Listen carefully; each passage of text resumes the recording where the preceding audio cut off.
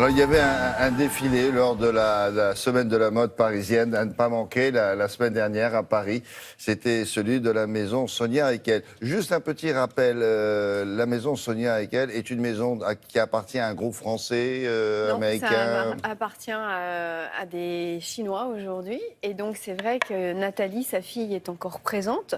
Mais c'est Julie Libran qui est la directrice artistique. Sonia nous a quittés fin août.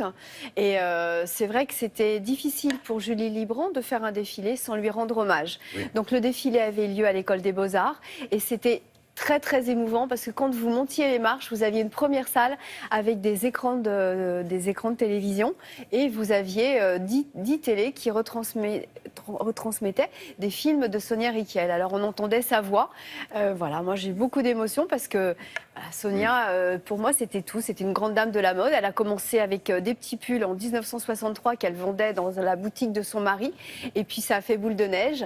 On s'est trompé, le fabricant s'est trompé, les coutures étaient à l'envers. Elle a dit c'est pas grave, on va le porter comme ça. Elle nous a apporté la liberté, elle nous a apporté, elle était ultra féministe, mais voilà, le vêtement c'était une chose, ce que le vêtement devait vraiment transmettre, c'était notre personnalité. Elle était comme ça, Sonia. Donc on a rencontré Jean-Charles de Castelbajac qui a commencé avec elle et qui était un grand ami, qui était là. Julie Libran bien sûr, et puis Lola, sa petite fille qui travaille dans la maison. Et voilà, plein d'émotions, regardez.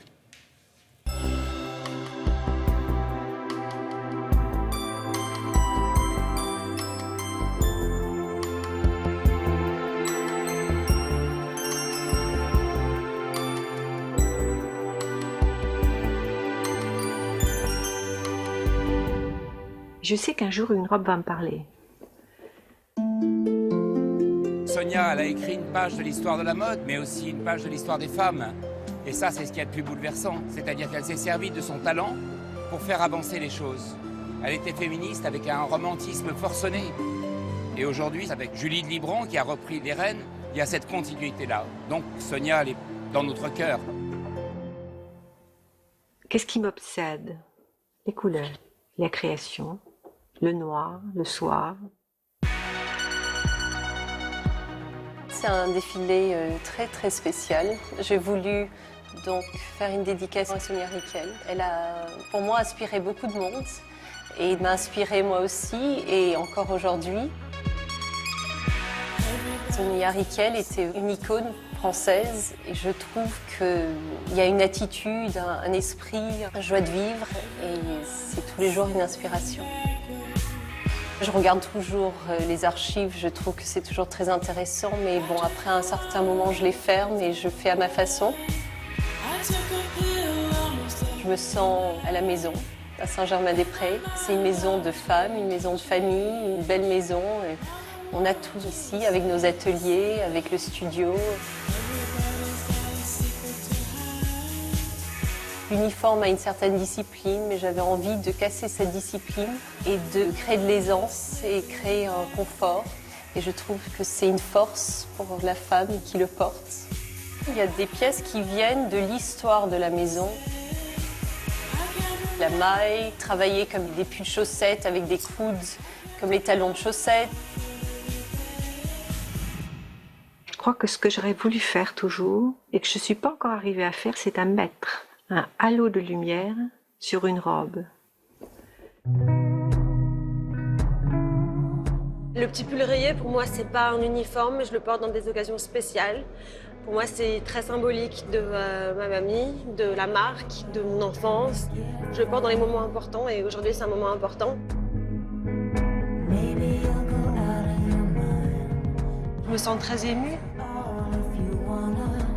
En même temps, je me sens fière et heureuse que la marque elle continue, que Julie soit là, que la marque soit si belle en ce moment. Sonia, elle a toujours fait des choses où les femmes étaient ensemble, les femmes étaient solidaires et surtout elle portait la mode mais avec légèreté et humour. Et je pense que ce qui était fantastique avec elle, c'était qu'il y a un vrai plaisir de s'habiller, mais c'était aussi le fait de se connaître soi et de s'aimer soi et après de prendre des choses qui allaient nous mettre en avant, mais c'était pas du tout mettre le vêtement en avant.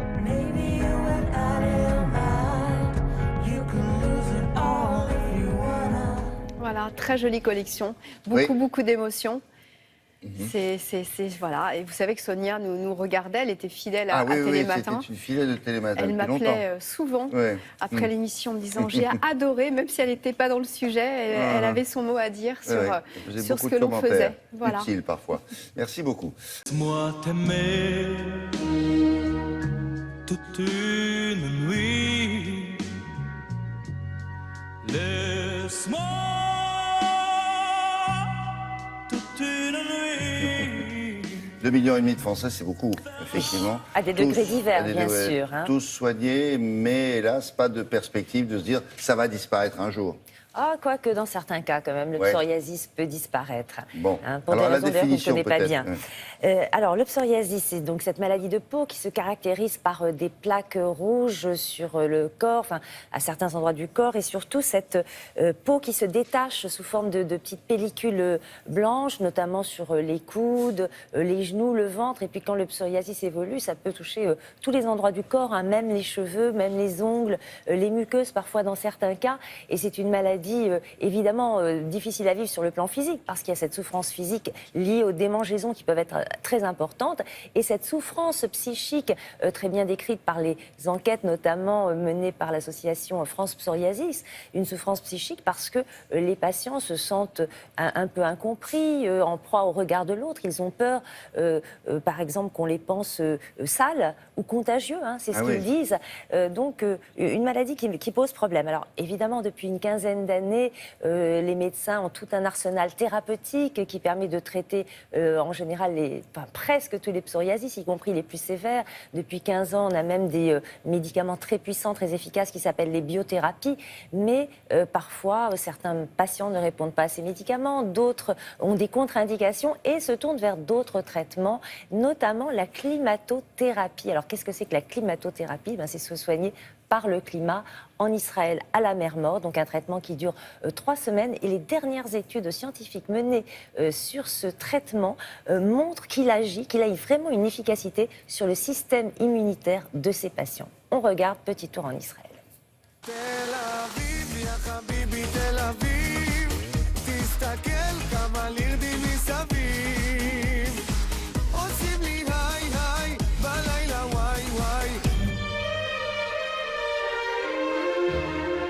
L'élément majeur du traitement du psoriasis à la mer Morte est l'ensoleillement. Cet ensoleillement va amener des doses d'ultraviolets qui vont être filtrées par la distance qui se trouve entre le niveau de la mer et la mer Morte. 424 mètres au-dessous du niveau de la mer. Lorsqu'on utilise des doses d'exposition solaire adéquates, il n'y a aucun risque d'avoir un cancer de la peau ou bien même de brûlure.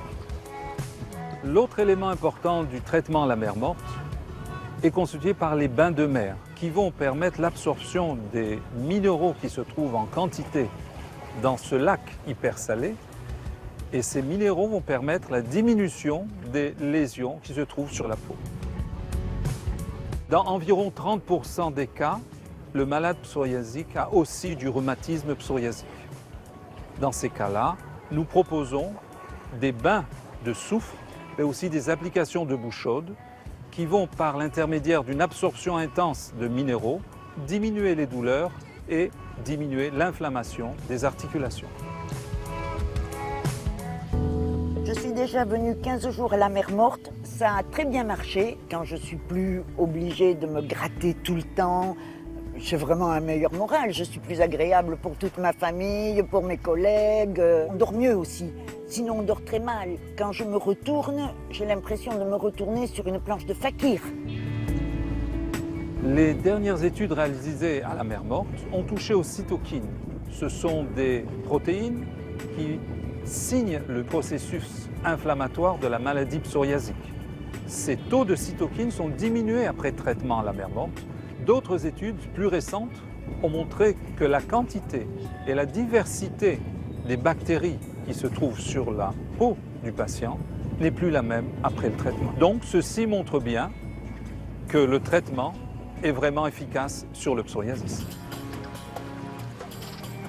Ces 2 semaines de traitement à la mer Morte m'ont apporté une bonne guérison. Ça ne me gratte plus du tout nulle part. Sur mes coudes, c'est vrai que c'est bien parti, sur les jambes aussi. Donc ça me soulage vraiment beaucoup. Les études statistiques nous montrent que plus de 90% des patients sont améliorés, 65% n'ont plus aucune lésion, ils sont donc blanchis, et la rémission après ces 3 semaines dure de très longs mois jusqu'à environ 9 mois. Voilà, si vous êtes touché par cette maladie, mais vous êtes peut-être au courant. Dans le cas contraire, on trouve tous les renseignements, je suppose. Oui, sur notre site internet, bien évidemment. Merci beaucoup. Allez, on continue. On la dirait vraiment faite pour moi. Il doit faire pour rouler avec ça. Et la chose que je pense, ça fait de l'essence.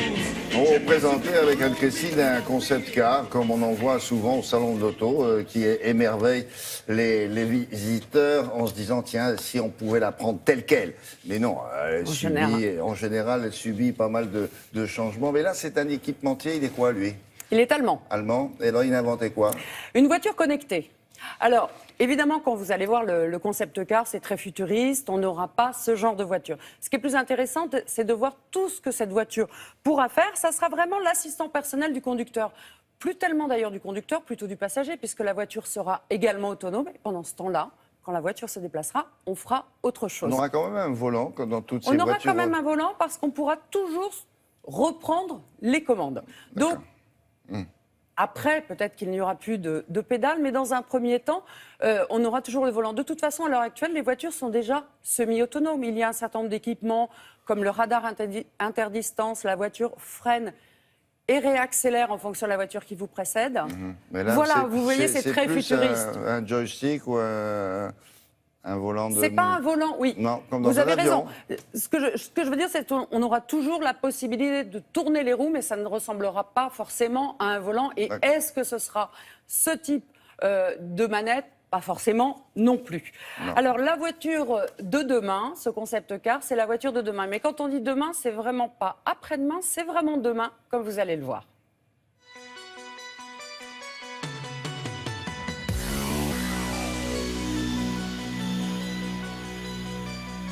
Une voiture connectée, c'est une voiture qui bénéficie de beaucoup d'informations, qui permet de la rendre autonome et de lui donner la possibilité de continuer à gérer ma vie au quotidien, mais à l'intérieur de la voiture. Au-delà des besoins spécifiquement d'une voiture ou de ma journée de travail, je peux aussi gérer ma maison ou peut-être même recevoir une livraison d'un colis et gérer cette livraison directement de ma voiture. D'ailleurs, on n'aura plus de clé, tout se fera par la digitalisation et par mon pouce et donc je pourrai donner accès à ma maison dans un sas qui sera prévu pour pouvoir délivrer un colis et je pourrai carrément signer aussi le reçu à travers ma signature de mon pouce.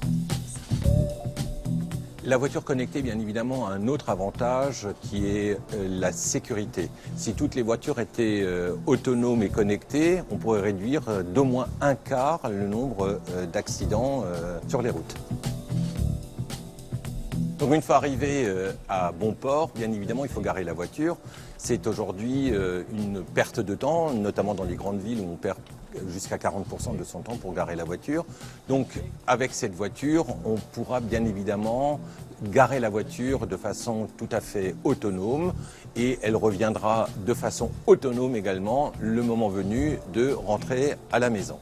Cette demande soit se fera par mon smartphone ou comme nous avons une voiture intelligente, elle saura que dans mon planning, j'ai prévu de rentrer à telle heure à la maison et la voiture se présentera d'elle-même à la sortie de mon bureau. L'évolution et la sortie des voitures autonomes, bien évidemment, s'inscrit dans le temps. Il peut y avoir au début, bien évidemment, des paramétrages qu'il faut revoir. Et c'est pour ça que la sécurité des données est un enjeu extrêmement important sur lequel nous veillons. Et c'est pour ça que nous avons investi pour proposer notre propre solution par un propre cloud de données pour garantir une sécurité sans faille. Au début des années 2020, vous pourrez acheter cette voiture avec toutes ses fonctionnalités et pouvoir, au sein de cette voiture, continuer à gérer votre vie. Évidemment, une voiture connectée avec tout cet appareillage, ça coûte beaucoup, beaucoup plus cher, non? Alors non, quand elle sortira début 2020, donc quand je vous dis demain, c'est vraiment demain, début 2020, elle sera au prix du marché. À combien combien coûteront les voitures à ce moment-là, on n'en sait rien. Mais cet équipementier dit que dans les 10 ans à venir, la voiture va plus évoluer que dans les 50 dernières années. Ça veut dire qu'ils ont dans les cartons un certain nombre de choses qui vont encore nous surprendre. Chaque année, ils vont sortir un concept car comme ça encore plus évolué. Vraisemblablement. Et puis on va vous présenter une autre voiture plus tard, un autre concept car de voiture, plutôt d'ailleurs prototype, puisqu'on va tester cette voiture d'un équipementier français. Et là, c'est une voiture autonome. Je vous réserve Quand vous dites prototype, c'est l'évolution naturelle. D'abord, il y a ça. Oui. Puis après, ça les intéresse. Alors, ils font quelque chose d'un peu plus précis pour que ça puisse rouler vraiment. Là, par exemple, cette voiture, elle ne peut faire se déplacer qu'en avant, en arrière. C'est assez limité. Oui, vraiment, c'est vraiment un dessin qui roule, quoi. C'est vraiment pour montrer. On a un emballage. On ne va pas montrer la technologie sur Puis des après, petits c'est stands. effectivement la deuxième étape. Voilà. D'accord. Merci beaucoup. Allez, à tout à l'heure. Oui. Voici le programme de la prochaine demi-heure. Nous allons vous parler d'abord avec Valérie Le Rouge de la chasse aux Pokémon. Vous connaissez probablement ça, vous savez, ces petits personnages virtuels que l'on capture avec son téléphone. Bon, alors, direction la Belgique, où nous allons retrouver notre correspondant sur place permanent pour évoquer l'initiative d'une institutrice qui, alors cette initiative est tout à fait intéressante puisqu'elle incite les gens à lire. Alors vous allez voir l'explication de Valérie Le Rouge. Bonjour. Bonjour William, bonjour à tous. Effectivement, depuis cet été, vous avez forcément vu ces enfants, ces grands-enfants, parfois chasser Flora ou Pikachu dans les parcs, dans les rues, dans des endroits parfois assez improbables. Eh bien, une institutrice ici a observé ce phénomène et s'en est inspirée, l'a adapté de manière très modeste, certes, mais au livre, c'est-à-dire qu'on ne chasse plus des personnages virtuels, mais des bouquins. Alors l'idée semblait comme ça, très sympathique, mignonne, ça ne fait de mal à personne, s'est-on dit au départ. Elle-même pensait séduire comme ça 400 ou 500 lecteurs.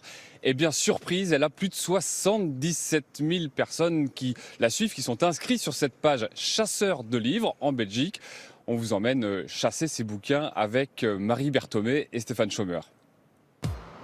Alison fait partie des 77 000 chasseurs de livres inscrits en Belgique. Ce matin, elle va relâcher le roman anglais qu'elle a trouvé la semaine dernière. Je vais aller justement abandonner le livre dans le quartier. Je ne vais pas donner l'endroit exact, sinon ça casse un peu le principe. Et voilà, donc j'ai déjà mon petit endroit en tête et on va aller justement jusqu'à là-bas. L'objectif est de donner une deuxième vie au livre. La nouveauté réside dans la géolocalisation. Je vais abandonner le livre ici. Maintenant, je vais faire une photo pour la mettre sur le groupe afin que les gens sachent en fait où est le livre et que le prochain le retrouve. Bonne lecture au prochain. J'ai mis un petit smiley et promis qu'il trouve. Les annonces pullulent sur la page Facebook et les livres trouvent rapidement de nouveaux lecteurs. C'est vraiment un recyclage parce que c'est au lieu de rester chez soi à ne pas être lu, bien on en fait profiter les gens, que ça peut intéresser vraiment et c'est ça qui est vraiment super. C'est un peu des surprises, c'est la chasse au trésor, c'est très convivial. Le concept s'inspire du jeu Pokémon Go, où l'on chasse des personnages via son smartphone. C'est cette directrice d'école qui a eu l'idée de l'adapter. Je chassais le Pokémon avec mes garçons et je me suis dit, tiens, je vais aller mettre mes livres dans des Pokéstops et dans des arènes Pokémon parce qu'il y a énormément de monde. Et puis je me suis dit, mais toute seule, ça ne va pas aller. Donc j'ai lancé le groupe le 12 août. Et donc là, il y a eu un engouement direct. 50 000 inscrits en 2 semaines, près de 80 000 en 2 mois. Et ce Pokémon Go fait déjà des émules au-delà de la Belgique. Ah bon, ça veut dire quoi, que ça commence en France ou vous avez des informations là-dessus ? Oui, il y a une page chasseur de livres en France, 2967 membres, j'ai regardé tout à l'heure, alors comparé aux 77 000 en Belgique, c'est très faible, ça démarre un peu lentement encore en France, mais il n'y a pas de raison que ça marche moins bien, c'est quand même un moyen un peu ludique, intelligent de transmettre ses coups de cœur littéraires. C'est aussi une façon de se débarrasser de bouquins un peu encombrants quand on a besoin de s'en débarrasser de manière intelligente toujours.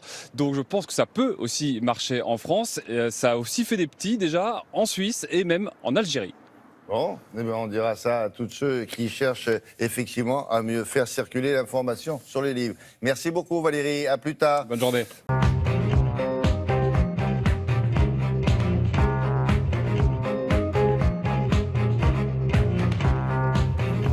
Alors, je ne sais pas si c'est des Pokémon, mais on les connaît peut-être moins bien. Si je vous dis Karima Deli ou Michel Rivasi, elles vont être contentes.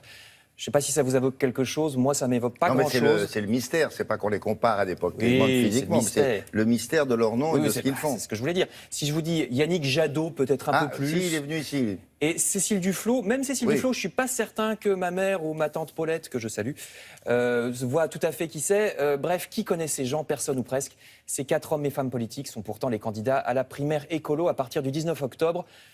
Qui peut croire en France que l'écologie a ne serait-ce qu'une chance d'être au second tour de la présidentielle, se demande Libération. Il n'y a guère eu que 17 000 personnes qui se sont inscrites pour voter à cette primaire écolo, là, dans quelques jours.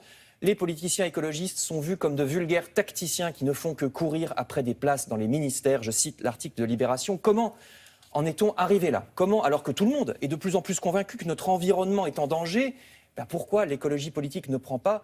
Et à propos d'environnement, ce matin encore, le Parisien aujourd'hui en France nous apprend par exemple qu'il y a des produits chimiques jusque dans notre muesli, les céréales du petit déjeuner. Le muesli, selon une étude, est absolument farci de produits chimiques, sauf le bio. Donc, même si c'est plus cher, essayez d'acheter du muesli bio, au moins il n'y a pas de produits chimiques dedans.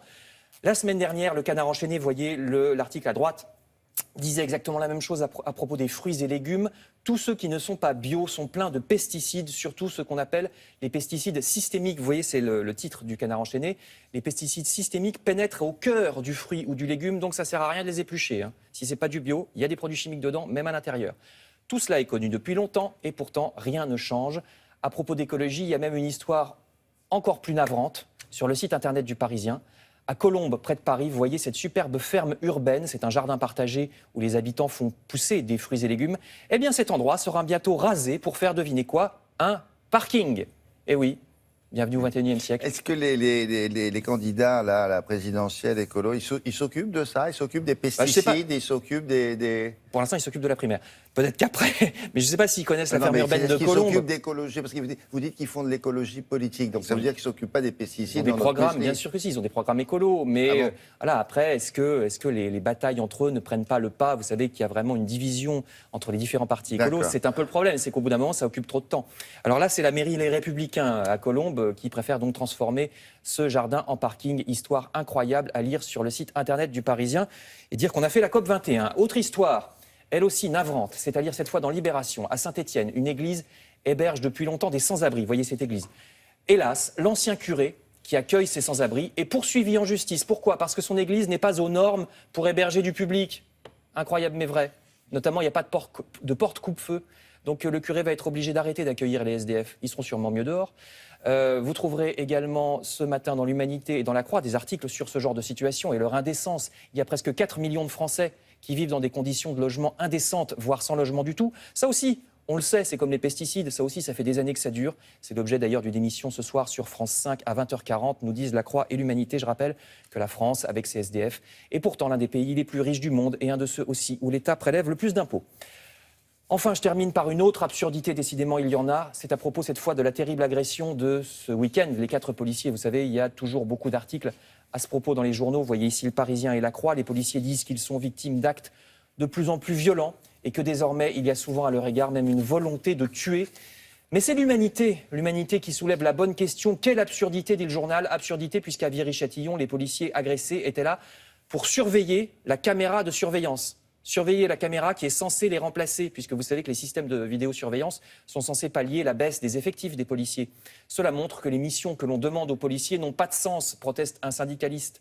Rien que dans l'Essonne, il faudrait au moins 300 policiers supplémentaires. Rien que dans ce département-là, des zones sensibles entières sont laissées sans commissariat. Vous lirez également dans Libération un grand reportage sur cette cité de la Grande Borne dans l'Essonne.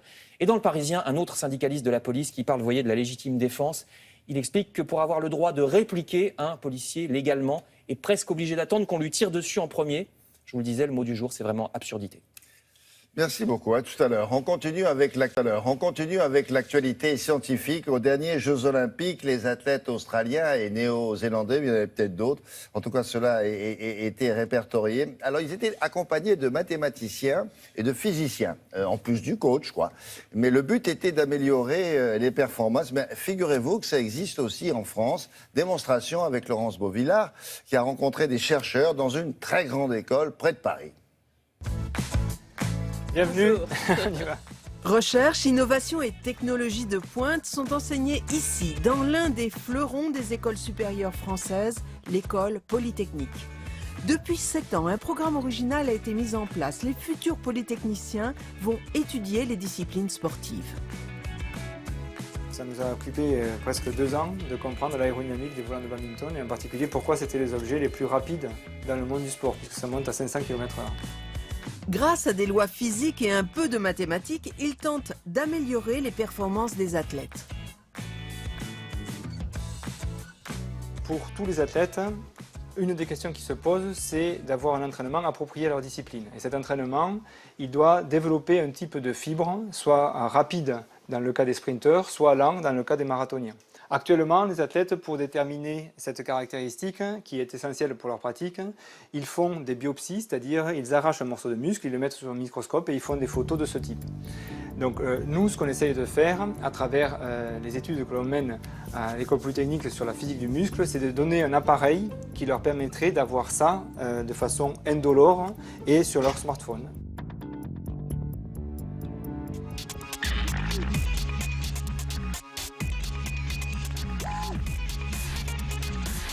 Ce que vous observez sur l'ensemble des bateaux, c'est que tous les rameurs, disons, rament à l'unisson, c'est-à-dire ils rament de façon synchrone.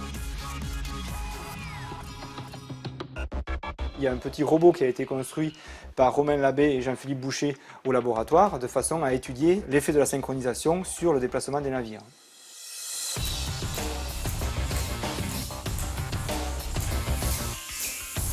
Les rames rentrent dans l'eau sur chacun des traits noirs et elles en sortent sur les traits rouges. Ce que vous voyez, c'est qu'il y a de fortes variations de vitesse, typiquement des variations de vitesse de l'ordre de 30%. Ces signaux de vitesse, disons, vont entraîner une énergie à dépenser qui est plus grande que si jamais on allait sur le trait pointillé gris, qui est la vitesse moyenne de votre navire.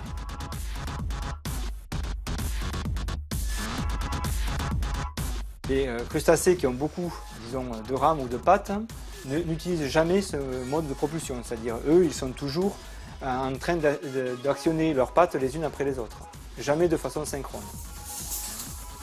Ce qu'il faudrait pour gagner sur les deux tableaux consisterait à avoir des rameurs synchrones et des rames asynchrones. Donc c'est là-dessus que l'on essaye de travailler actuellement. Et comment on pourrait réaliser ça ? Donc une façon de le réaliser, ce serait d'imaginer des rames avec une élasticité variable, c'est-à-dire des rames qui soient très rigides pour une paire de rameurs et qui soient de moins en moins rigides au fur et à mesure qu'on se déplace le long du bateau. Ça permettrait d'avoir des rameurs synchrones et des rames asynchrones. Et alors, les applications ? Les applications, c'est de gagner les Jeux Olympiques.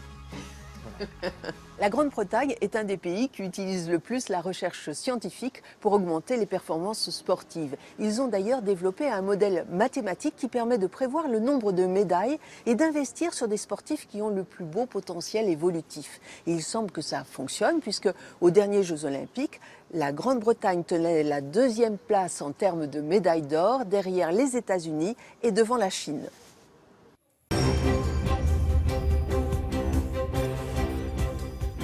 Bonjour David Racheline. Bonjour. Alors on connaît l'admiration de Marine Le Pen pour Vladimir Poutine. François Hollande s'interroge sur l'opportunité de le recevoir en grande pompe alors que ses troupes bombardent Alep aux côtés des forces de Bachar el-Assad.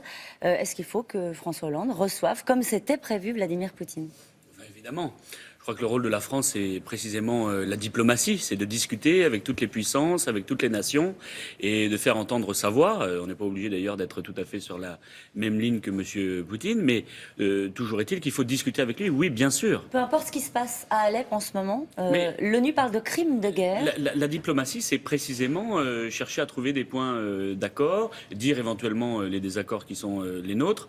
C'est cela, la diplomatie. Donc je crois que la France, justement, doit retrouver retrouver sa place dans le monde, dans le cadre de la diplomatie, ce qui n'est pas toujours Donc le on cas, parle avec tout le monde. malheureusement. On parle avec Poutine, on peut même parler avec Bachar el-Assad au fond. Si je suis votre raisonnement sur la diplomatie, c'est parler avec tout le monde. Mais on eût été bien inspiré de le faire d'ailleurs, en effet, pour reprendre des renseignements, pour essayer de combattre l'État islamique, puisque je rappelle quand même que c'est M. Poutine en l'occurrence qui combat l'État islamique sur place. Donc oui, je pense qu'il faut à tout le moins avoir des contacts avec ces gens-là, oui. Des contacts justement. Marine Le Pen cherchait à rencontrer Vladimir Poutine. Est-ce qu'elle a eu une réponse? Ça commence à être désobligeant. Non, mais moi je vous confirme absolument pas qu'il était question qu'on était en demande. Elle a rencontré le président de la Douma il y a quelques temps. Il y aura d'autres rendez-vous probablement internationaux dans le cadre de la campagne, mais ça n'est pas à l'ordre du jour. On parle de Viry-Châtillon. Manuel Valls est formel à Viry-Châtillon et ailleurs. La police fait son travail. Il n'y a pas, dit-il, de zone de non-droit. Il s'est rendu sur place hier. Est-ce que le gouvernement a agi avec suffisamment de fermeté sur ce dossier? La police essaye de faire son travail et elle le fait dans des circonstances qui sont extrêmement difficiles, puisque Nicolas Sarkozy, au pouvoir, avait supprimé 12 500 postes de policiers, et de gendarmes d'ailleurs, 12 500 postes de policiers et de gendarmes, 54 000 postes dans l'armée, 2 000 douaniers. Bref, les forces de l'ordre sont considérablement affaiblies. Et de surcroît... Donc vous dites que le gouvernement a des circonstances atténuantes, c'est ça que vous êtes en train de nous expliquer. On a le problème du laxisme, mais le gouvernement n'a rien fait pour essayer de venir renforcer précisément le nombre et l'effectif des forces de l'ordre. Ah bah si, mais la réalité, 9 000 postes, pardonnez-moi, juste vous coupe, il y a eu 9 000 postes qui ont été créés. C'est tout à fait insuffisant, la preuve. Et le deuxième problème, c'est évidemment le laxisme de la justice. On voit bien qu'aujourd'hui, moi comme maire, je le vois bien, dans ma commune de Fréjus, on attrape un délinquant récidiviste une fois, 2 fois, 3 fois, 4 fois, 5 fois, et à chaque fois, quel que soit le niveau d'ailleurs de son délit, eh bien, il est relâché. Voilà, c'est ça la réalité aujourd'hui. Et les policiers d'ailleurs, à Viry-Châtillon et partout en France, sont désespérés de voir ces délinquants qui sont relâchés quasi systématiquement. Et ça pose un vrai problème. Donc je crois qu'il faut réarmer évidemment notre police, réarmer notre police, et réarmer aussi notre justice qui mérite d'être renforcée. Ça veut dire quoi, réarmer notre justice? Entrons un peu dans le détail. C'est vrai que voilà, on entend souvent ce genre de phrases, disant oui, ils sont arrêtés et puis relâchés. Donc qu'est-ce qu'on fait? Jusqu'où on va? Avec des délinquants, vous les appelez comment? Des sauvageons? Ça veut dire, ce sont des délinquants multirécidivistes. Ça veut dire quoi? Ça veut dire qu'à chaque fois qu'il y a un délit, à chaque fois qu'il y a une problématique, il faut qu'il y ait une peine adaptée. Aujourd'hui, il n'y a pas de peine. Vous savez bien que toutes les peines de moins de 6 mois de prison ne sont quasiment jamais effectuées dans notre pays parce que nous manquons de places de prison. Bon, par conséquent, je crois que c'est un réarmement moral qu'il faut effectuer de notre police et de la gendarmerie, mais évidemment aussi de la justice, pour que aucun des actes délictuels ne soit plus sanctionné. Ce sont des zones de non-droit? Quel mot vous mettez sur ces situations-là? Évidemment que ce sont des zones de non-droit. Et je crois que là aussi, il faut absolument que la République s'impose partout. Et on le voit bien, aujourd'hui, la République recule dans tous les domaines. Parce qu'encore une fois, nous n'avons plus les moyens de notre politique de ce côté-là. Donc, il faut redonner des forces à notre police et aux forces de sécurité. C'est une urgence absolue. Il faut légaliser le cannabis. Voilà ce que dit Benoît Hamon pour casser, au fond, le marché de la drogue qui gangrène ces quartiers-là. Parce que c'est bien de cela dont il s'agit dans ces quartiers. Oui, enfin, c'est complètement délirant. Voilà, moi je vous le dis de manière extrêmement claire.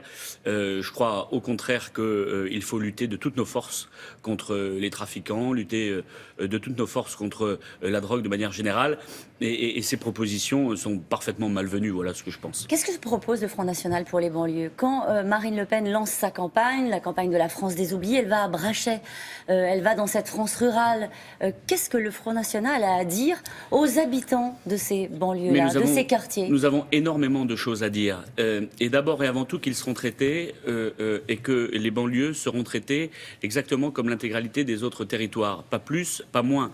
Mais la réalité, c'est qu'aujourd'hui, on le voit bien, le gouvernement refuse de rétablir, par exemple, l'ordre et la loi dans ces quartiers, refuse de prendre le problème de l'emploi. Il refuse, dites-vous? Oui, il le refuse, parce que s'il ne donne pas les moyens à notre police, à notre gendarmerie, alors la République recule, et c'est ce qui se passe aujourd'hui. Il y a eu des moyens créés, c'est là où vous êtes un petit peu... Pardon, mais il y a eu des moyens créés. De venir sur le problème de l'emploi, je vais quand même vous en parler une seconde, de venir sur le problème de l'emploi, qui est une des problématiques, sans priorité nationale, sans soutien à notre économie et sans patriotisme économique, point de salut, y compris évidemment pour les banlieues. Est-ce que vous connaissez Inzaf Rezaghi? Oui, j'ai déjà entendu parler d'elle. Elle est secrétaire de section du Parti Socialiste à Fréjus. Elle a porté plainte après des menaces d'une extrême violence que je ne peux même pas rapporter ici sur ce plateau et des appels au viol venant notamment de la fachosphère, comme elle dit sur les réseaux sociaux. Une enquête a été ouverte par le procureur de la République. Elle a reçu le soutien du Premier ministre ce week-end. Est-ce qu'on a le droit d'être une femme militante de gauche à Fréjus, David Rachlin? Évidemment, je crois qu'il faut condamner de la manière la plus ferme les insultes et les menaces dont elle a été les victimes. Dites-moi, où était le Premier ministre quand Marine Le Pen s'est fait tirer dessus à Hénin-Beaumont?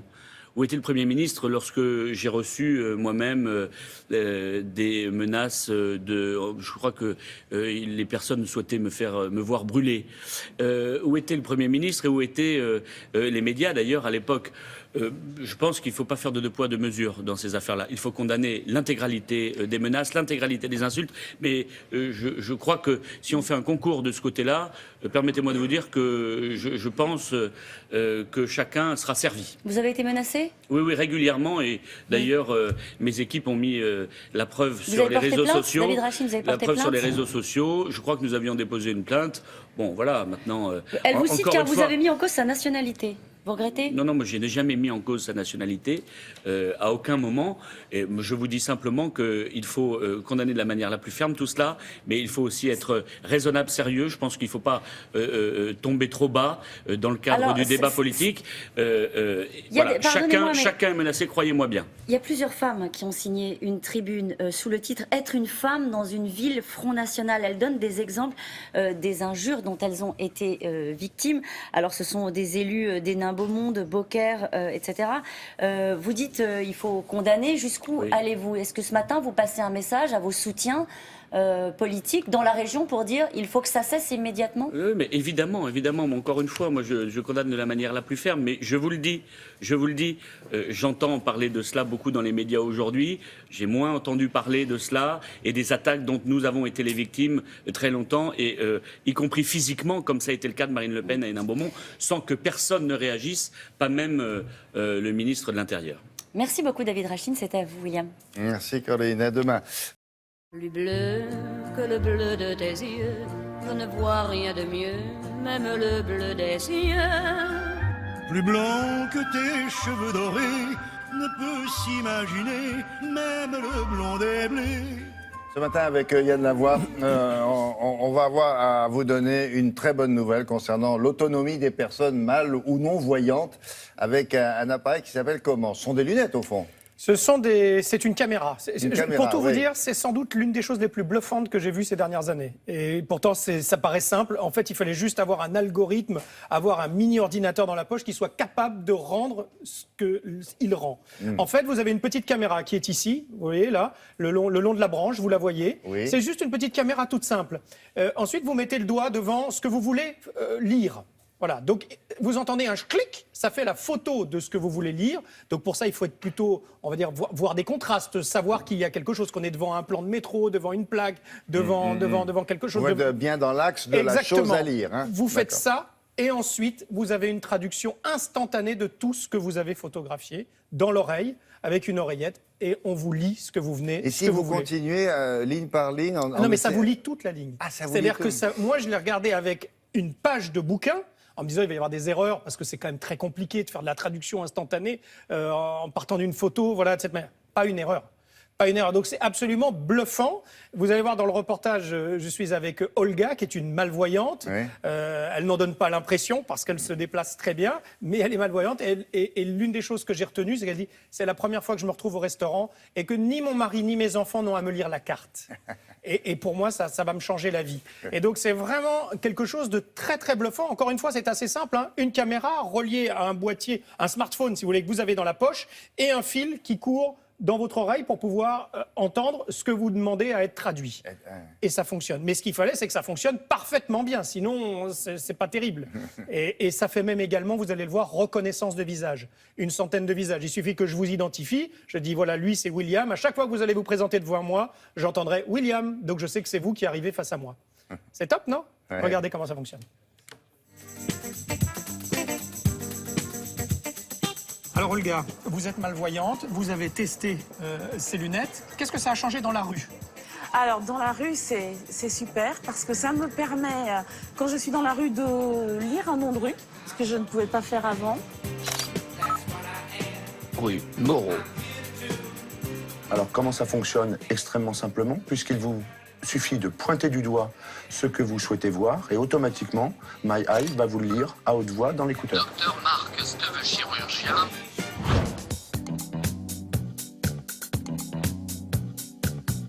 Une caméra avec un écouteur qui vient se placer sur la branche de votre monture. Donc j'ai simplement à mettre la lunette et ensuite à prendre le texte que je souhaite lire. Vous devez pointer du doigt.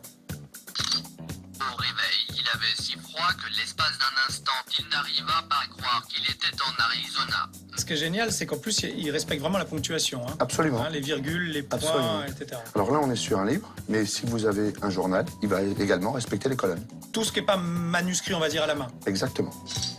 Chapitre 9. Il reconnaît les visages qu'il a appris, également des billets de banque, des objets usuels de votre quotidien, et il peut même reconnaître le geste de la montre afin de vous donner l'heure. Il est maintenant 12h25 PM.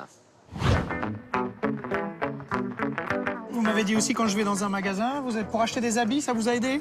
Ah oui, alors j'ai testé le shopping, forcément. Ça m'a permis en fait de bien m'orienter dans le magasin, de voir le nom du magasin. Nous sommes heureux de vous accueillir du Pour lin. les produits du quotidien que vous avez l'habitude d'acheter, là encore, vous allez apprendre le produit auparavant à l'appareil. Et ensuite, dès l'instant où vous êtes par exemple au supermarché et que vous allez pointer le produit, automatiquement, il va vous nommer le produit que vous lui avez appris. Là, on va faire fonctionner le système de reconnaissance de visage. Oui, très simple. On va appuyer 3 secondes sur le bouton de commande et je vais vous regarder. Vous avez un double clic. Veuillez dire le nom de la personne qui est en face de vous après le bip sonore. Yann.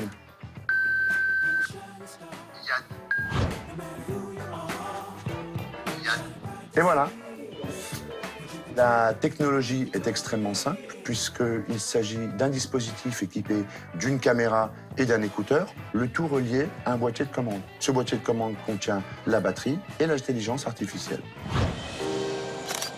Ludovic. Bonjour Ludovic, ça va? Ouais, ça va et toi, Olga? Enfin, dernier truc, et là, vous m'avez dit, c'est une révélation, c'est lorsque vous êtes allé au restaurant. Ah oui, alors là, le restaurant, j'étais très joyeuse parce qu'en général, au restaurant, je demande de me lire la carte et là, j'ai pu lire la carte. Poulet crispy, mayonnaise au basil, 14,90 €. Ça change tout. C'est magique. Ouais, c'est magique. Alors, encore une fois, comme j'aime bien, parce que Pascal dit dans le reportage, c'était assez simple en fait. C'était quand même très compliqué de réussir ça. C'est une société israélienne qui l'a fait, et là, c'est une grosse société française qui l'a intégré et qui va le proposer. Alors, ça a un coût, je suppose. Alors, il faut qu'on parle de prix. Ça vaut 4 000 € aujourd'hui. Comme me faisait remarquer Olga, qui travaille aussi pour Handicap Zéro, bien souvent, on achète des produits comme des vidéoprojecteurs qui agrandissent énormément et qui valent déjà très cher. Donc, ce sont bien souvent des personnes qui investissent déjà beaucoup dans leur quotidien pour pouvoir mieux se déplacer ou mieux vivre. Donc, finalement, 4 000 €, c'est peut-être pas si cher. Je dis bien peut-être. Et puis, il peut y avoir des aides. Et là aussi, c'est plutôt du peut-être, parce qu'il y a des dossiers à monter. D'accord. Pas toujours couronnés de succès, mais on peut toujours tenter le coup. Ça change la vie. Et la prochaine étape, si je reprends le menu, ça permet cet engin de lire quelque chose donc qui est écrit. Oui. Mais ça ne décrit pas le hamburger qui est à côté. Si elle pointe son doigt, pour l'instant, ça ne dit pas c'est un hamburger, il y a de la salade, il y a du bacon, etc. Pour ça, vous imaginez la base de données qu'il faudrait, effectivement. Énorme. Là, il y a quelques objets, c'est ce qu'il vous a dit, quelques objets du quotidien que vous pouvez enregistrer, comme ça il se rappelle, la caméra chaque vous dit... fois que vous le voyez. Oui, exactement. Il s'enrichit un petit peu. Bravo, bien joué. La météo maintenant avec Valérie, Maurice. Pomme. Je parlais bien fort pour être un homme. Je disais je sais. Je sais, je sais, je sais. J'adore cette voix. Bonjour. Bonjour. On va s'intéresser d'abord à l'actualité culturelle en région. Ce matin, direction le sud-sud-ouest, pour un festival international du film de Donibane Loitsoun. En français, Saint-Jean-de-Luz. Oui, on parle basque, on sait tout faire ici. Bon, il y a beaucoup de rendez-vous dédiés au cinéma. Celui-ci est un peu particulier. Mais qu'est-ce qu'il a de particulier? Quelle est la petite spécificité de celui-ci? Alors, c'est vrai, on est en position, on peut se demander, est-ce qu'il y a trop de festivals en France? Est-ce qu'il y a trop de festivals ciné? Est-ce que c'est toujours la même chose? C'est toujours Est-ce que c'est finalement... Non, mais parce que ça pousse comme des champignons, il y en a, parfois on peut se dire c'est trop. Voilà, c'est toujours la même chose, ou c'est une projection simplement de films, mais géolocalisables. Voilà. Mais là, non, pas du tout. Voilà un festival qui vaut le coup. C'est un festival qui s'intéresse à des premières et deuxièmes réalisations. Donc, de jeunes réalisateurs, souvent des jeunes acteurs. Parfois, ils ont du bol, ils arrivent à avoir des acteurs même confirmés. Face à un président du jury qui est définitivement un réalisateur confirmé, puisque cette année, c'était Cédric Clapiche. Et avec ses collègues jurés, il a dû trancher entre 8 courts-métrages, 10 longs-métrages de jeunes réalisateurs. Alors, on s'est dit, qu'est-ce que c'est le cinéma de demain? Qu'est-ce qui l'intéresse? Les effets spéciaux, la technologie qui rentre dans le cinéma? Pas du tout. Lui, il dit qu'il est toujours intéressé par le regard de ces jeunes réalisateurs, comment ils voient les choses, les angles qu'ils vont choisir. Est-ce que les émotions sont les mêmes, les thèmes qu'ils vont choisir? Donc, ils se sont tous réunis à Saint-Jean-de-Luz, ce qui n'est pas le coin le plus désagréable de France, on va pas se mentir. Et on a rencontré... dans des endroits plus pénibles, finalement. J'ai connu plus pénible, pas en France, la France c'est formidable, vous le savez, mais Saint-Jean-de-Luz est particulièrement exceptionnel. Rendez-vous avec le directeur artistique du festival et évidemment le président du jury, Cédric Clapiche, regardez. T'as de beaux yeux, tu sais. Embrassez-moi. Ce festival s'intitule Festival international du film de Saint-Jean-de-Luz. Si on regarde sur l'affiche, il y a aussi marqué un cinéma d'avenir. Un cinéma d'avenir, donc on s'intéresse aux cinéastes débutants, premier, deuxième long métrage. On aime les accompagner et on aime les découvrir, les révéler à un public qui en plus n'est pas forcément exposé à ces films-là. C'est un festival où on tient à ce qu'il y ait une convivialité, une proximité entre les talents, que ce soit les réalisateurs qui viennent présenter leurs films ou les acteurs, mais aussi les membres du jury. C'est un festival sans cordon rouge. Bonjour, je m'appelle Stéphie Selma, je suis membre du jury et quand je suis pas membre du jury, je suis actrice. Comédienne, c'est pas mieux. Que les lumières s'éteignent, que le silence s'installe. Prenez l'exemple de Sébastien Lodenbach qui ce matin vient présenter La jeune fille sans main. Il est en attente de retour parce que c'est la première fois qu'il présente, une des premières fois qu'il présente son film.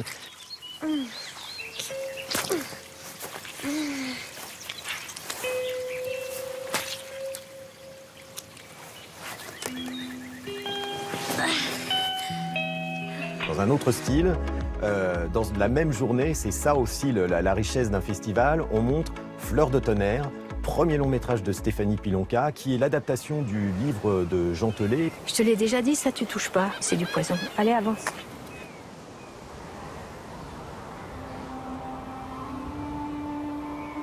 Je ne dois rien à personne, sauf peut-être à ma mère qui m'a fait connaître l'Ankou. Je crois que j'ai été choisie. Je dois aller jusqu'au bout maintenant.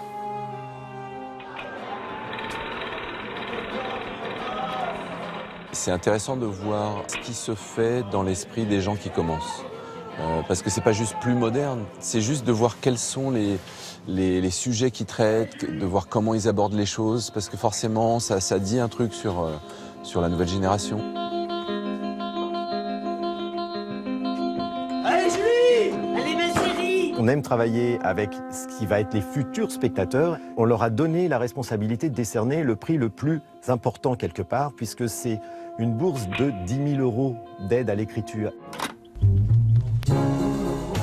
C'est très important en fait que la technique passe pas devant. C'est même ça qui est presque intéressant quand des gens débutent, c'est que du coup ils viennent prendre ce qui les intéresse. Il y a quelque chose de frais. On est toujours spectateur, c'est-à-dire qu'on est toujours comme tout le monde. On voit des films et on a des émotions ou on n'en a pas. Et donc quand on voit un film, on a quelque chose de naïf ou d'innocent.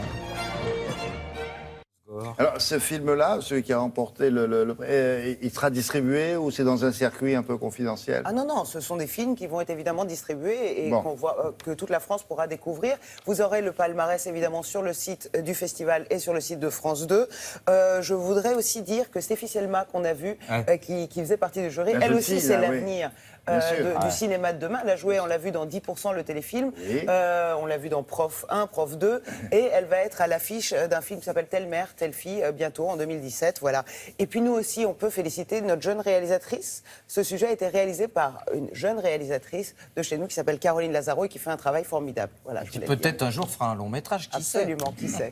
Vous faites toutes vos copines Non, c'est une jeune réalisatrice. Je sais bien, c'est moi qui l'ai engagée. Télématin est présenté par un présentateur qui est formidable, qui s'appelle William Lemerge. À plus tard. Avec Thomas Hervé, on va s'intéresser à l'actualité des publicités étrangères. Oui, on traite ça aussi dans Télématin avec de jeunes amis de Sarah Doraguet qui font partie de cette folie. Qu'est-ce qu'on a fait des tuyaux?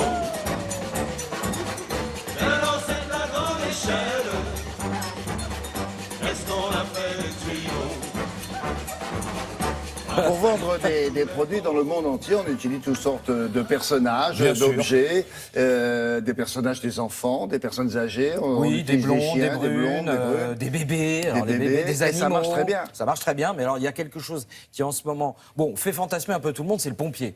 Pourquoi le pompier? Pas quand on est un petit garçon, on veut devenir pompier. Parce qu'il est courageux. Il est courageux, il va sauver le monde, il a un métier utile. Oui. Et puis quand on est une femme, évidemment, le pompier, il fait rêver. Parce que pour être pompier, je veux dire, faut pour avoir le droit de monter dans le camion de pompier. On peut les citer si vous voulez. Il faut être sacrément musclé. Alors il y a un truc qui impressionne énormément les publicitaires, c'est la rampe qui permet aux pompiers, quand ils sont endormis, de descendre haut. Cette rampe, c'est devenu la rampe sur laquelle on peut faire le pole dance. Tous les stripteaseurs masculins, maintenant, il y a une pole dance et ils font ça, etc. Et alors ça, figurez-vous que la pole dance, ça inspire pratiquement plus que les pompiers. Pour vendre quoi? À vous de trouver.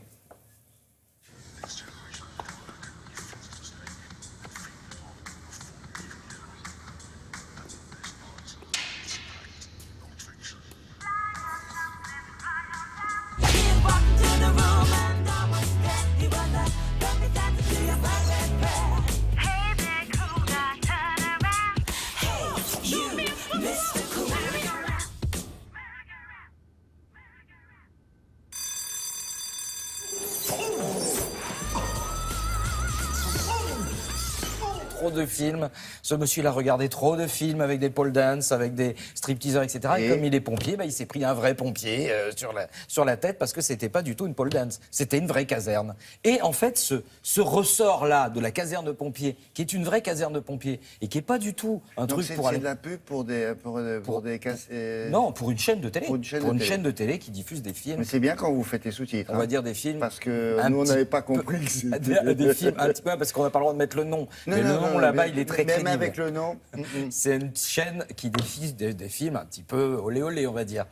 Ah on n'avait pas compris ça non plus. Voilà, mais non, parce qu'on ne connaît pas le nom. On connaît pas le nom.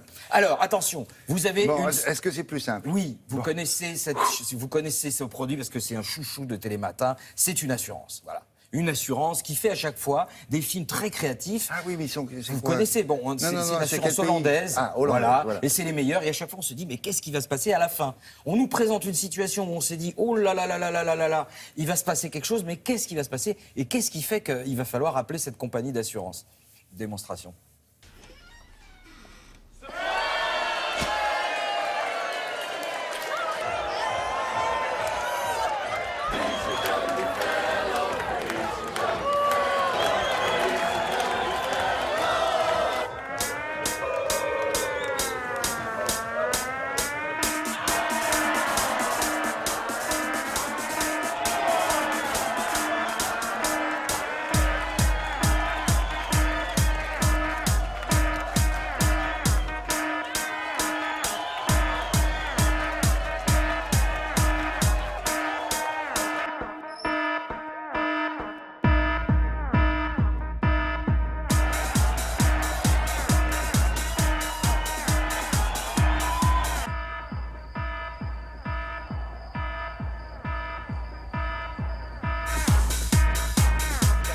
Dans ta région, là, s'il y a un incendie près de chez vous, il va falloir appeler l'assurance parce que les pompiers ne viendront pas, en fait, puisqu'ils sont en train de faire la fête. Et enfin, ce thème, alors, il a vraiment... Le thème des pompiers, on a vu, c'est... Bon, d'accord, on rigole bien autour de la pole dance, mais il y a eu un film qui a marqué tous les festivaliers qui sont spécialistes de la créativité, parce que ce film, il a justement pris le contre-pied de ce qu'on attend d'un pompier, et vous allez voir, Ça a vraiment fait beaucoup parler de soi.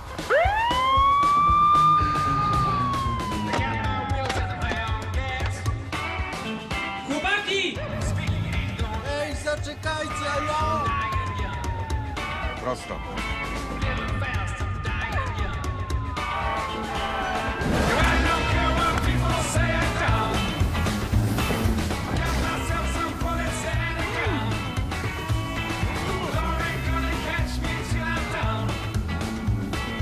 Mniej wody! Run, boy, run!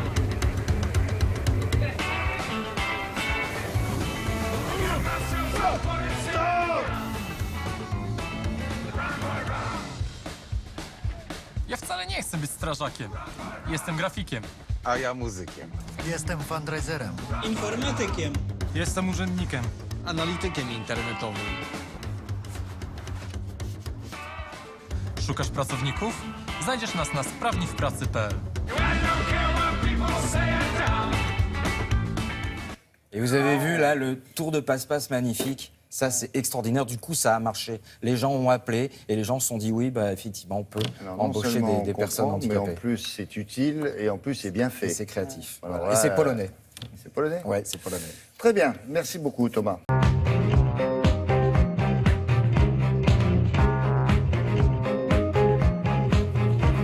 Et on commence par qui, Frédéric? Je commence par les vacances de la Toussaint qui approchent à grands pas.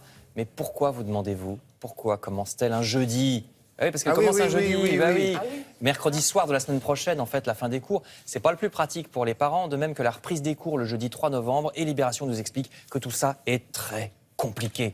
D'abord, cette année, le mardi 1er novembre, férié. Donc, il ne fallait pas reprendre les cours le lundi, la veille, parce qu'on pense que les enfants ne seraient pas venus, qu'ils auraient fait le pont, etc. Et puis surtout, tout ça a à voir avec les stations de ski, même les vacances de la Toussaint. Pourquoi? Parce que comme c'est les premières de l'année scolaire, en fait, si on ne les met pas au bon endroit, ça décale toutes les autres. Et oui, et donc après, ça va plus pour le ski. Et à la fin, pour les vacances de printemps, il n'y a plus de neige dans les stations parce qu'elles tombent trop tard. Vous voyez. Alors, le lobby de la neige. Oui, non, mais c'est bien de faire travailler les stations de ski. Mais donc, si on met mal les vacances de la Toussaint, eh ben, c'est n'importe quoi jusqu'à la fin de l'année. Vous lirez tout ça dans Libération. Alors, cette histoire ne fait pas l'unanimité, mais il y en a une autre qui fait encore moins l'unanimité. Je me tourne cette fois vers l'humanité. Là, c'est grave parce que ça touche, Madame, Monsieur, à votre information. Le journal nous apprend que le Sénat actuellement est en train de modifier la loi sur la presse. Vous savez, la fameuse loi de 1881, c'est la grande loi sur la liberté de d'expression en France. Ça paraît incroyable, écoutez bien, mais désormais, si quelqu'un attaque un journal en justice, il serait plus obligé de dire pourquoi exactement il l'attaque. Quelle est la phrase que le journal a écrite et qui fait que vous dites bah, « j'attaque le journal parce que je suis diffamé ». À quoi sert une pareille modification de la loi, se demande l'humanité? Est-ce qu'on cherche à faire en sorte que les journaux soient davantage attaqués en justice pour les museler? Enfin, c'est bizarre, l'humanité ne comprend pas. Donc c'est l'objet de cet article. Heureusement, il y a aussi des activités plus heureuses dans les pages des journaux ce matin. Par exemple, des festivals. L'Humanité, toujours, nous parle de plusieurs festivals. D'abord, celui de Saint-Brieuc, ça s'appelle le festival Photoreporter. C'est autour de la photo d'actualité. C'est très bien parce que c'est un métier très difficile et souvent mal payé, celui de photographe pour la presse. C'est important, la photo, ça dit parfois plus long que tout un article. Donc c'est à Saint-Brieuc, dans les Côtes-d'Armor, jusqu'à la fin du mois. Et puis en région parisienne, il y a aussi le festival d'automne.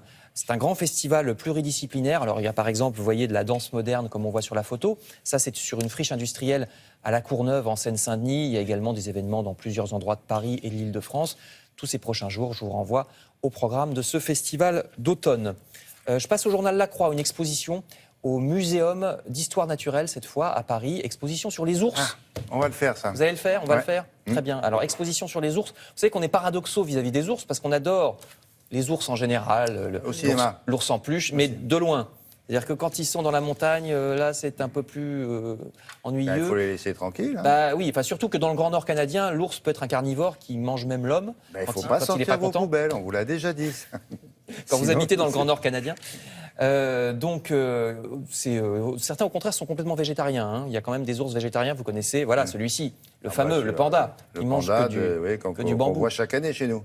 Le panda? Il y a toujours un panda qui naît dans le zoo de San Diego. Non, c'est le zoo toujours chaque année. Donc pour découvrir les secrets de la vie des ours, leur régime alimentaire, leur déplacement, leur hibernation, c'est au Muséum d'histoire naturelle près de la gare d'Austerlitz à Paris. Grand article dans La Croix. Et si vous vous intéressez à ce genre de sujet scientifique, je vous signale aussi avec le Parisien aujourd'hui en France, une grande émission médicale ce soir, et médicale et historique, c'est sur notre antenne, à propos cette fois des humains, émission sur la première greffe de rein au monde qui a eu lieu en France en 1952. Une émission très bien faite avec des reconstitutions, donc vous verrez ça ce soir à 20h55. Et puis juste après, une émission spéciale mardi cinéma, puisque évidemment...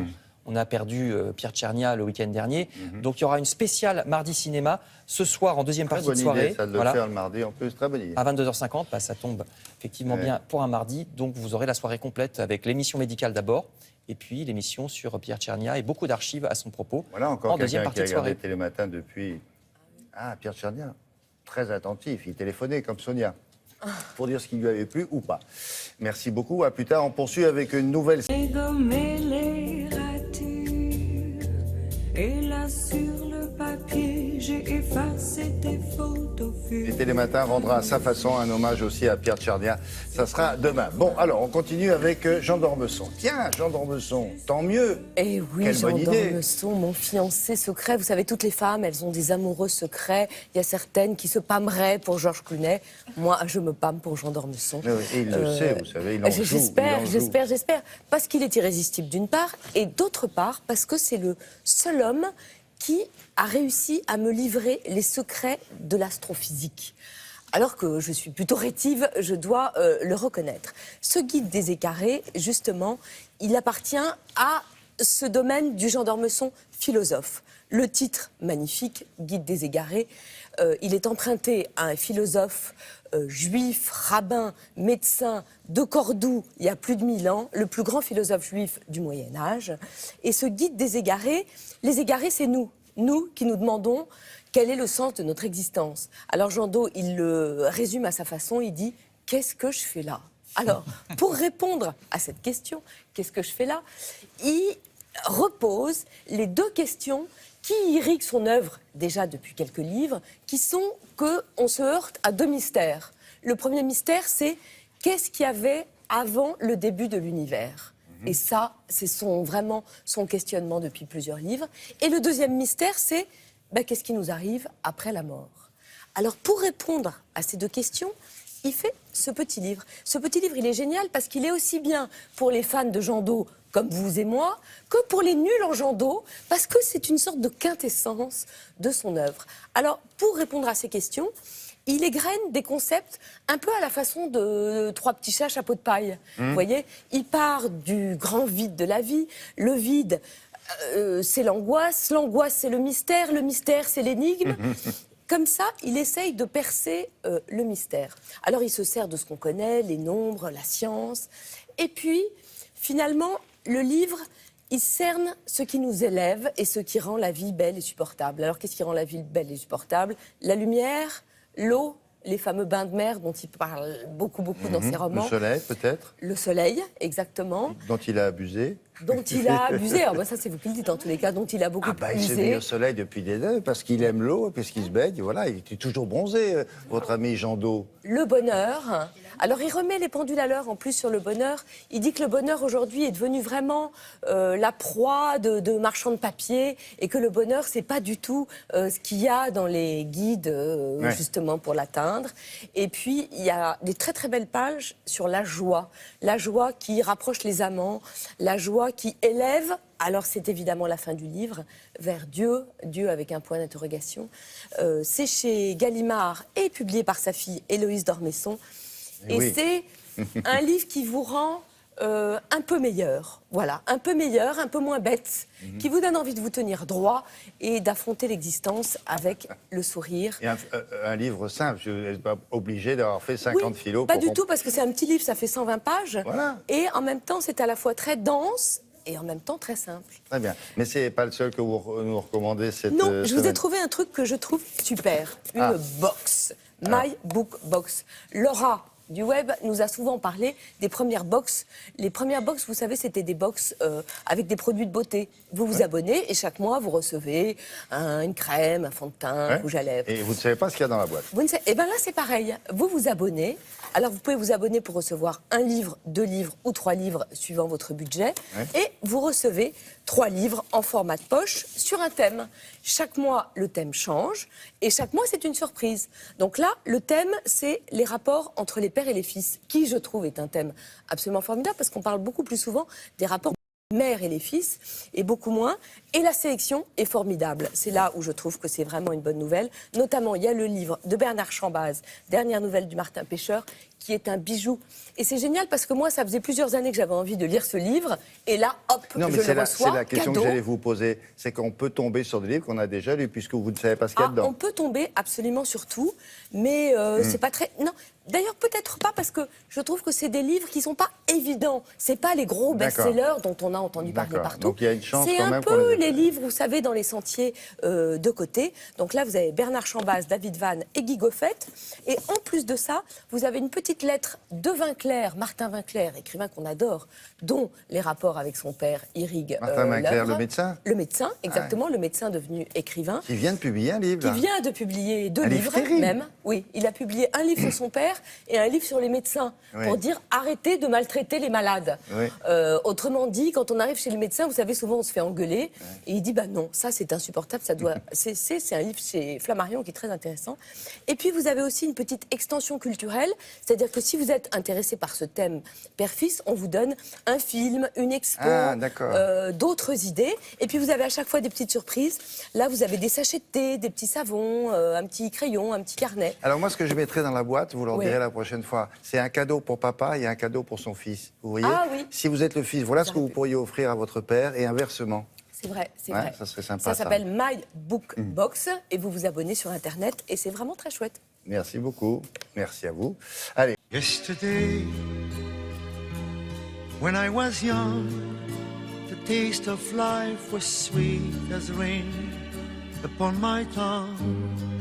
Parce qu'il y a une certaine catégorie de la population qui n'a pas accès à Internet. Oh, c'est compliqué, je comprends rien.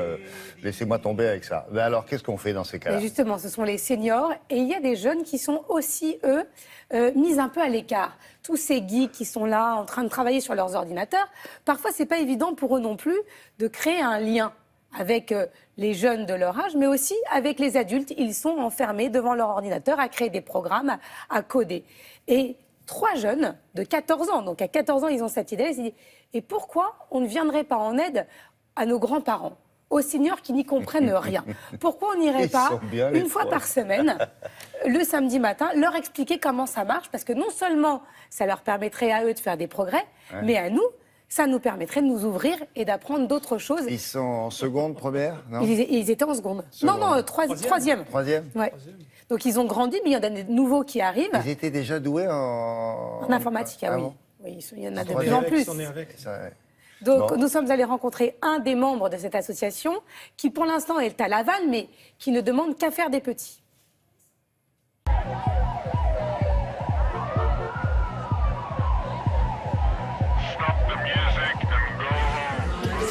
Net Entraide est une association qui a pour but de démocratiser l'informatique des jeunes vers les personnes âgées, c'est-à-dire que tous les samedis, nous faisons des ateliers à but intergénérationnel dans lesquels on aborde divers sujets afin de présenter diverses notions, telles que par exemple les médias sociaux, Skype, comment l'utiliser. Donc notre but premier est vraiment d'apprendre aux personnes qui ne sont pas très adeptes de ces technologies à savoir bien les utiliser, à vrai dire. L'idée, en fait, elle a été créée par 3 personnes de base qui avaient 14 ans. Et moi, 2 ans après, j'ai décidé en fait de relancer l'association vu qu'ils partaient en études supérieures et ça allait être difficile pour eux. Et en fait, l'idée est partie de l'isolement un peu des personnes qui sont adeptes de l'informatique. Le disque dur externe, c'est comme il va se brancher comme une clé USB. Le but des fondateurs était de changer le cliché qu'il y avait un peu de base que les jeunes sont toujours isolés derrière leur ordinateur du coup. Et pour cela, je suis devenu animateur et j'ai repris les ateliers et on continue toujours aujourd'hui avec de plus en plus de monde. C'est vraiment ouvert à tout le monde. Donc ça moyenne une adhésion pour toute l'année qui est majorée à 15 €, donc pour un nombre de cours vraiment illimité. Et les personnes viennent. Donc au début, il y a un échange. On fait généralement un point d'actualité sur les nouveautés de la semaine. Ensuite, on aborde le sujet. Et puis à la fin, il y a généralement un temps de questions-réponses sur les questions ou les problèmes qu'ont vu les personnes dans la semaine en fait. C'est un enrichissement des deux côtés, j'ai envie de dire, parce que les personnes nous apprennent un peu leur point de vue, ce qu'ils ont connu avant nous, en fait, l'informatique. Certaines personnes, par exemple, ont connu les tout premiers ordinateurs qu'il y avait dans l'armée. C'est vraiment enrichissant parce qu'on apprend des choses et ça développe également une aisance orale qu'on n'a pas habituellement. Donc, je vois pour les oraux du bac, par exemple, ça m'a vraiment aidé quoi, pour parler devant les jurys. L'objectif de Net Entraide, j'ai envie de dire, et c'est vraiment un rêve pour nous, serait de développer l'association vraiment en France, de la délocaliser, parce que je pense que le besoin est vraiment partout en France au niveau de l'informatique. Et toutes ces personnes, que ce soit des seniors ou des plus jeunes qui ont du mal avec l'informatique, il faudrait que ce soit accessible pour tout le monde, parce qu'il y a énormément de personnes maintenant qui partent à l'étranger faire des études, et pour leurs parents ou grands-parents, parfois ça peut être difficile. Donc nous, vraiment, on veut rendre ça beaucoup plus facile en les aidant, quoi. C'est très encourageant de voir ce basculement. C'est-à-dire celui qui donne le savoir, c'est celui qui n'a pas les cheveux blancs. Exact. Mais il dit qu'il est ravi d'apprendre aussi de ceux qui ont les cheveux blancs. Donc si vous avez envie de faire comme Dylan, n'hésitez pas à les contacter et à développer Net Entraide autour de chez vous. Et ça coûte quoi, ça? C'est 15 € de cotisation par an à l'association. Et vous pouvez venir autant de samedis que vous voulez. Non, mais ils sont géniaux, donc voilà. Pas compris. Non, c'est vrai, c'est bien. Vive ça, c'est le bien lien pour, intergénérationnel. pour des mairies, peut-être, des choses comme ça, des associations. Bon. Ça s'appelle comment? Net Entraide. On l'a mis, ça? Oui, c'était écrit en gros, mais on le remettra sur nos réseaux sociaux. Le voilà. Voilà. Eh ben, c'est parfait. Merci beaucoup, Laura. Voilà, c'est tout pour aujourd'hui. Bon, nous, on s'en va. Alors, à propos de mode, chaque année depuis 3 ans, alors, ce sont des amis de Laura du Web. On ne peut pas faire moins que de parler d'eux régulièrement. Où ils en sont, vos potes? Oui, c'est mes amis du slip français Voilà. qui refont un bonnet pour le Téléthon. Pour le Téléthon 2016. L'année dernière, c'était Jean-Paul Gaultier. Et cette année, c'est vous. C'est vous qui allez voter pour le bonnet que vous préférez. Donc, il y a sur le site officiel du slip français en bas, il y a écrit « Votez pour le bonnet Téléthon 2016 ». Vous cliquez dessus. Après, vous avez les modèles. Mais nous, on les a en vrai. On a les protos, regardez, qui sont très bien portés par le staff du plateau. Regardez. Il faut vous approcher un peu, les garçons. Voilà, stop. Voilà. Et il y en a un mettez-vous autre de profil, mettez-vous de profil. Voilà, bougez pas. Merci. Stéphane Donc aussi. pour Alan, tapez Stéphane. 1. Pour Carole, tapez 2. Pour Stéphane, tapez 3. Sur le tir, on va mettre PSG, hein, pour être sûr que... Ouais, des couleurs, c'est pas mal. Bon, voilà. Donc, alors là, il faut voter. Il faut voter. Il y en a un jaune, mais je ne l'ai pas mis. Ça sera le bonnet officiel du Téléthon. Ça sera le bonnet officiel du Téléthon. Et si on l'achète, on fait une bonne action. Tous les bénéfices sont reversés au profit du Téléthon. Et ça vaut combien, un bonnet officiel? Ça vaut 35 €. 35 €, d'accord. Voilà. Merci beaucoup. Allez, voici la